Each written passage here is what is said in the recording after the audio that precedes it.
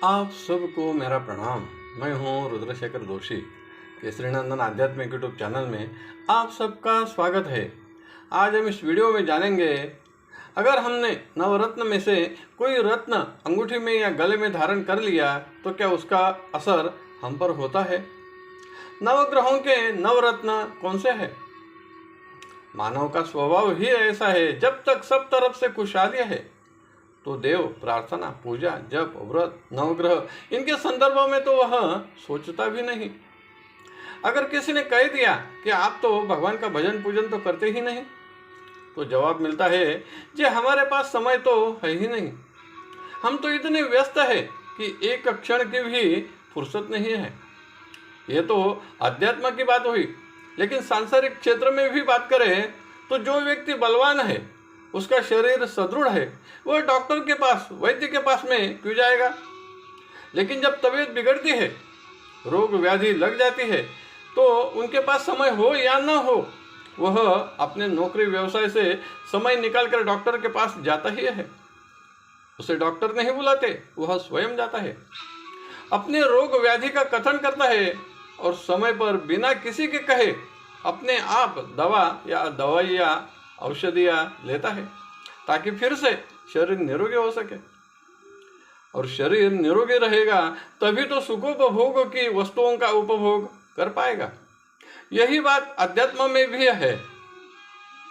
अगर जीवन में दुख, चिंता, क्लेश, वाद विवाद बढ़ जाते हैं, मित्र, नातेवाईक, डॉक्टर सभी सहायता करने में असमर्थ हो जाते हैं, तब भगवान की याद आती है। तब प्रार्थना, जप, पूजा पाठ करके दुख, चिंता दूर करने का प्रयास किया जाता है। पंडित, पुरोहित, ज्योतिषी के पास जाकर समस्या का समाधान हो सके, इसके लिए समस्या का कथन उनके पास किया जाता है। नवग्रहों में से कोई ग्रह अनुकूल नहीं है तो उसकी कृपा प्राप्त करने के लिए शांति, पूजा पाठ, जप करने के लिए वह कहते हैं। और एक उपाय है, वह ग्रहों के रत्नों को धारण करना, यानी जो ग्रह अनुकूल नहीं है उसका रत्न धारण करना। इसके लिए भी पैसे तो लगते ही हैं, लेकिन समय और श्रम की बचत होती है। लेकिन जो भी रत्न धारण करना हो, तज्ञ व्यक्ति से, ज्योतिषी, पुरोहित, पंडित जी के मार्गदर्शन से, सलाह से ही धारण करें। वह रत्न धारण करने से आपके दुख, चिंता दूर करने के लिए तो वह सहायक होते ही है। दूध तो शरीर को पुष्ट करता ही है, लेकिन उसमें हल्दी, काजू, बादाम, खजूर, अखरोट जैसे पदार्थ डालकर दूध की शक्ति बढ़ने से शरीर की भी शक्ति बढ़ती है। वैसे ही कोई ग्रह प्रतिकूल है तो पूजा पाठ करने से ग्रह पीड़ा तो दूर होगी ही, लेकिन उसी ग्रह का रत्न धारण किया तो और भी प्रभावी रूप से दुख, चिंता का आदि का शमन हो सकता है और जीवन सुखमय हो जाता है। अगर किसी व्यक्ति को स्वयं की इच्छा से अगर रत्न धारण करना है तो वह कर सकता है।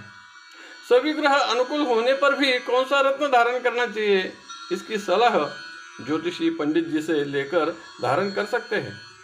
नवग्रह के नवरत्नों को महारत्न भी कहते हैं, इसलिए रत्न धारण करने से कोई अहित नहीं होगा तो कल्याण ही होगा।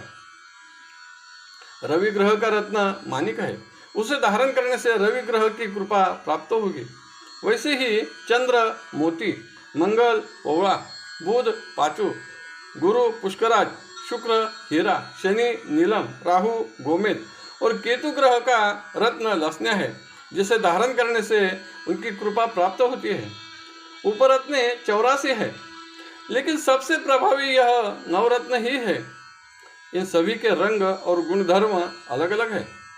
इन नवरत्न में से सबसे महंगा रत्न हीरा है, उसके बाद नीलम, पुष्कराज और पाचो है। इसके बाद कम कीमत में माणिक, लसन्या और गोमेद है। कौन सा रत्न कौन से रंग का होता है, उसके गुण प्रभाव क्या है, एक रत्न के साथ दूसरे रत्न का उपयोग करें या नहीं करें, इस संदर्भ में जानेंगे अगले वीडियो में। यह वीडियो पसंद आया तो जरूर लाइक करें, शेयर करें और वीडियो के नीचे सब्सक्राइब शब्द पर जरूर क्लिक करें। धन्यवाद। नमस्कार। जय केसरी नंदन।